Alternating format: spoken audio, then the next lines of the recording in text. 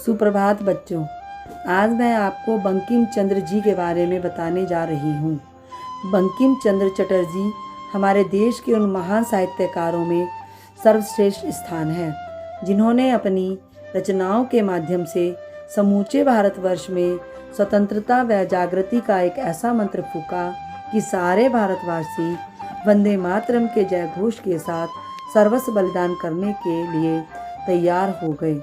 स्वतंत्रता क्रांति के अग्रदूत वंदे मातरम गीत के प्रणेता बंकिम चंद्र जी का जन्म 27 जून सन 1838 को कोलकाता के निकट कंथला पांडा ग्राम में एक उच्च ब्राह्मण परिवार में हुआ। इनके पिताजी श्री यादव चंद्र चट्टोपाध्याय बंगाल के मेदिनीपुर जिले के डिप्टी कलेक्टर थे, अतः बंकिम जी की प्रारंभिक शिक्षा वहीं पर हुई।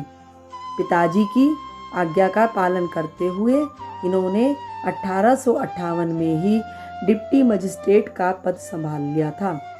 सरकारी नौकरी में रहते हुए इन्होंने 1857 का गदर देखा था। सरकारी नौकरी में होने के कारण इन्होंने साहित्य के माध्यम से स्वतंत्रता आंदोलन के लिए जागृति का संकल्प लिया। उस समय बंगाल भाषा को प्राण प्रतिष्ठा दिलाने वाले बंकिम चंद्र जी ही थे। बंकिम ने मासिक पत्रिका बंग दर्शन का संपादन किया। उनका पहला उपन्यास दुर्गेश नंदिनी प्रकाशित हुआ।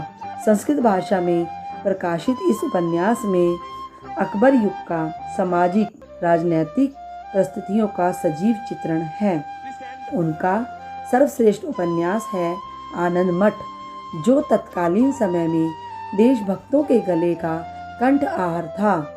इसमें देशभक्ति का ऐसा आदर्श था जिससे प्रेरित होकर लाखों करोड़ों नवयुवक देशभक्ति की राह पर निकल पड़े। इस उपन्यास की आड़ में भारतीय स्वतंत्रता के युद्ध का शंखनाद भी किया गया।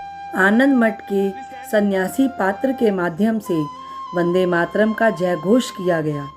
वंदे मातरम शीर्षक से लिखे इस गीत ने न केवल राष्ट्रीय गीत का गौरव हासिल किया, अपितु भारतवासियों के आज़ादी का पर्याय बन गया। इसके पश्चात मृणालिनी, विश्ववृक्ष, चंद्रशेखर, इंदिरा, राज सिंह आदि कई उपन्यास इन्होंने लिखे। बंकिम चंद्र जी एक महान साहित्यकार ही नहीं वरन एक देशभक्त भी थे। देशभक्ति एवं मातृभूमि के प्रति उनकी सेवा भावना ने ही उनके साहित्यकार व्यक्तित्व को पूर्णता दी। आनंद मठ के माध्यम से देश के कोने कोने में देशभक्ति व वंदे मातरम का जय घोष करने वाले बंकिम एक महान देशभक्त थे। सरकारी नौकरी पर रहते हुए बंकिम जी ने बड़खोली गांव पर धावा बोलने वाले अंग्रेज लुटेरों का दमन किया। उनमें से 25 को काला पानी और एक को फांसी की सजा तक सुनाई। अपनी योग्यता और सूझबूझ से वे हमेशा अंग्रेजों का विरोध करते हुए देशभक्ति के लिए समर्पित रहे। ऐसे साहित्य सेवी, देश सेवी, सच्चे भारतीय का देहावसान 8 अप्रैल 1894 को बहुमूत्र की बीमारी से हुआ। निश्चित रूप से यह कहना होगा कि बंकिम चंद्र चट्टोपाध्याय जी ने वंदे मातरम के माध्यम से राष्ट्र के जो जागृति भरे संस्कार गुलाम भारतीयों को दिए, उनके लिए भारतवासी उनके सदा ऋणी रहेंगे। वंदे मातरम।